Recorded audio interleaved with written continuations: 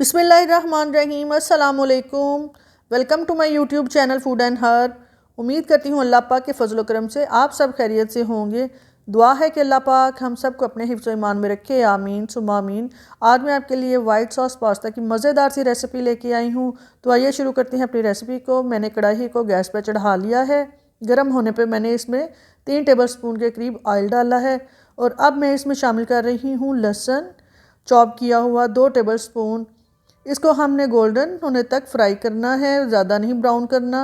लहसुन गोल्डन हो गया है। अब इसमें शामिल करेंगे चिकन। 500 ग्राम सीने का मैंने गोश्त लिया है और इसको मीडियम फ्लेम पे मैंने इसको फ्राई करना है ताकि ये जूसी रहे। थोड़ा सा हाई फ्लेम कर देना है और इसका ये ब्राउन ना होने पाए, बस इसका थोड़ा सा कलर चेंज हो जाए तो चिकन हमारा रेडी हो गया है।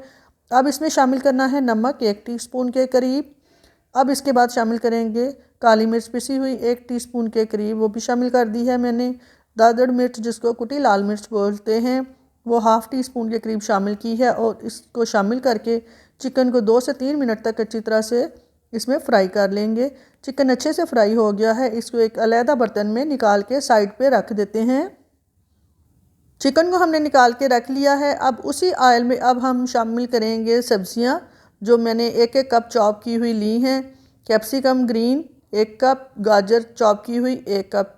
इनको अच्छी तरह से फ्राई करेंगे थोड़ी सी तेज़ आंच पे, यानी कि मीडियम हाई फ्लेम पे तो करेंगे ताकि इनका कलर भी ख़राब ना हो, ये थोड़ी सी नरम हो जाए क्योंकि ये चाइनीज़ डिश है। उसमें ये सब्ज़ियाँ इसी तरह की क्रंची क्रंची जूसी सी अच्छी लगती हैं। 2 से 3 मिनट तक हम सब्ज़ियों को अच्छे से फ्राई कर लेंगे।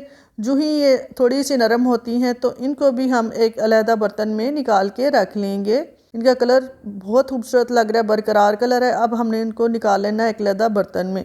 सब्ज़ियाँ हमने निकाल ली हैं। अब कढ़ाई जो है इसमें अब दोबारा शामिल करेंगे हम मशरूम्स और ऑलिव्स। ये एक ऑप्शनल है, आप चाहें तो ना भी शामिल करें, चाहें तो शामिल कर लें, लेकिन हमें ये पसंद है, मुझे पसंद है तो मैंने अपने टेस्ट के हिसाब से ये शामिल की हैं। इनको भी 3 से 4 मिनट तक हमने अच्छी तरह से मीडियम लो फ्लेम पे हमने इनको फ्राई करना है।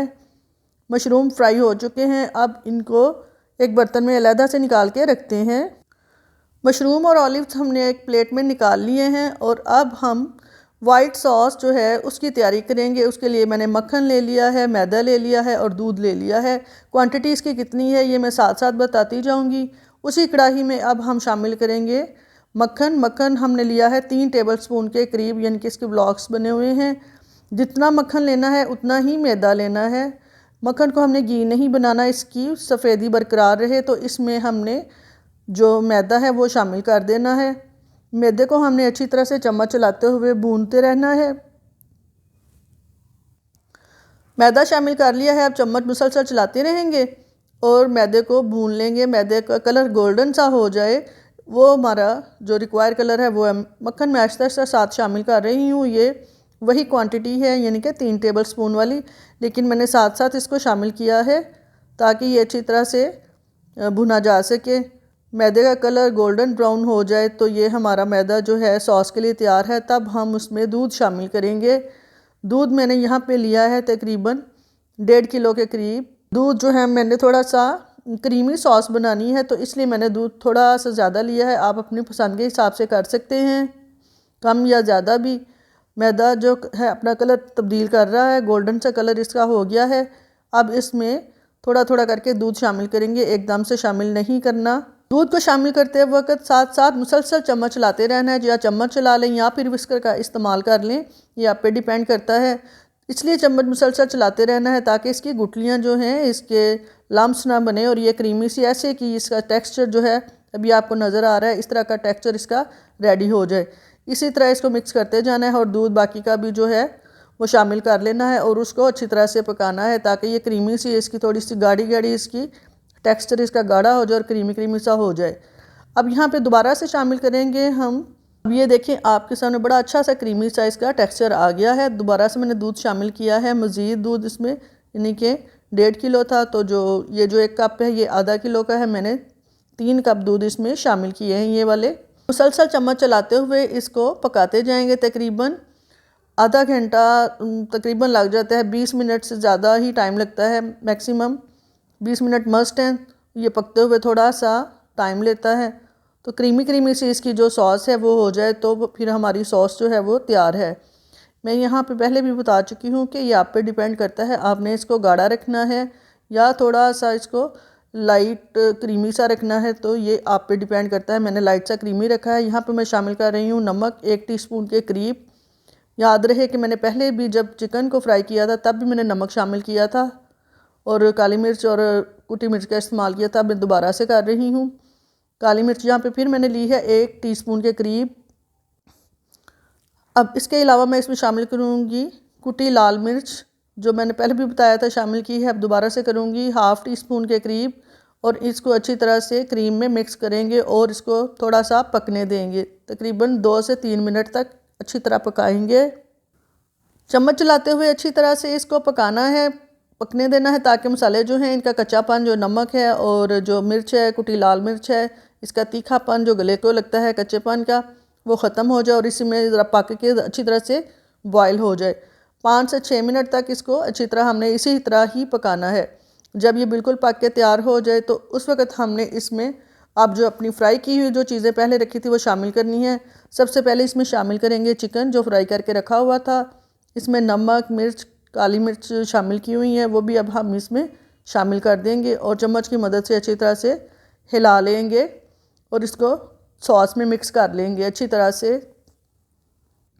अब शामिल कर रहे हैं हम इसमें वेजिटेबल्स, कैप्सिकम और गाजर। इनको भी पहले हमने फ्राई करके रख लिया था, लेकिन इसमें मैंने कुछ भी शामिल नहीं था किया, ये खाली ही वैसे ही ऑयल में हमने फ्राई की हुई हैं। इनको इसी तरह और इसी सॉस में जो हमने बनाई हुई है वाइट सॉस, इसमें शामिल कर लिया है और इसको भी थोड़ी देर के लिए पकने देंगे। अब इसके अलावा शामिल कर रही हूँ मैं मशरूम और ऑलिव्स। 1/2 कप इसमें ऑलिव्स हैं और 1 कप इसमें मशरूम है। ये आपको मैंने पहले भी बताया था कि ये ऑप्शनल है, आप चाहें तो ना भी इस्तेमाल करें, आप चाहें तो इस्तेमाल कर सकते हैं, ये ज़रूरी नहीं है। मैंने अपने घर के मेंबर्स के टेस्ट के हिसाब से इसको इस्तेमाल किया है।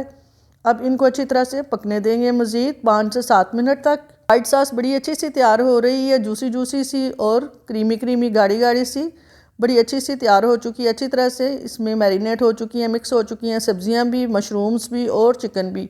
ये बिल्कुल रेडी हो चुकी है और तकरीबन 2 से 3 मिनट तक हम इसको इसी तरह रखेंगे और फिर इसके बाद इसको उतार लेंगे, डिश आउट करेंगे। मैंने यहाँ पे डिश ली है और इसमें मैं सबसे पहले जो वाइट सॉस पास्ता की जो क्रीम है उसको पहले मैं शामिल करूँगी। यहाँ पे याद रहे कि मैंने पास्ता शामिल नहीं किया, ना ही मैंने इसको बॉयल करते दिखाया है। मैंने इसको पहले ही बॉयल करके रख लिया था, उसको फुल बॉयल किया है मैंने, यानी कि इसको दम वगैरह नहीं था देना, वो बिल्कुल रेडी है। पास्ता हमारा बिल्कुल रेडी है, पहले ही बॉयल हो चुका है। 100% उसको बॉयल करके रख लिया था, इसलिए उसको मैंने नहीं दिखाया, वीडियो ने मज़ीद लंबे हो जाना था, इसलिए मैं पहले ही उसको बॉयल करके रख चुकी हूँ।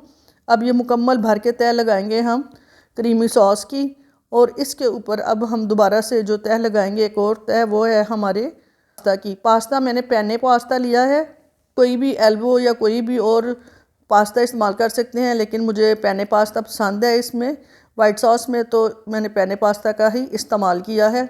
इसकी अब हम फुल तह लगा देंगे पूरी डिश में फैला के अच्छी तरह से। तह हमने लगा दी है। अब एक नीचे भी तह है पास्ता सॉस की, अब ऊपर मैंने पास्ता डाला है और इसके ऊपर मैं फिर जो है क्रीमी सॉस जो है उसको डाल दूँगी अच्छी तरह से भर के, जिसमें वेजिटेबल्स भी हैं, मशरूम्स भी है, चिकन भी इसमें शामिल है। पूरी डिश में मैं उसको अच्छी तरह से फैला दूँगी। अच्छे तरीके से हमने इसको फैला दिया है डिश में। डिश मुकम्मल तौर पे रेडी हो चुकी है, डिश आउट कर लिया है हमने। बहुत खूबसूरत से बड़े शानदार से कलर आए हैं। आपको ये मेरी जो डिश है, ये मेरी रेसिपी पसंद आए तो इसको ज़रूर ट्राई कीजिएगा, इस तरीके से ज़रूर बनाइएगा, आपको भी ज़रूर पसंद आएगी। मेरी ये रेसिपी पसंद आए तो मेरी रेसिपी को लाइक, शेयर और मेरे चैनल को सब्सक्राइब कर दें। मैं इंशाल्लाह ताला हाज़िर होंगी फिर एक और नई मज़ेदार सी डिश के साथ। तब तक के लिए अल्लाह हाफिज़।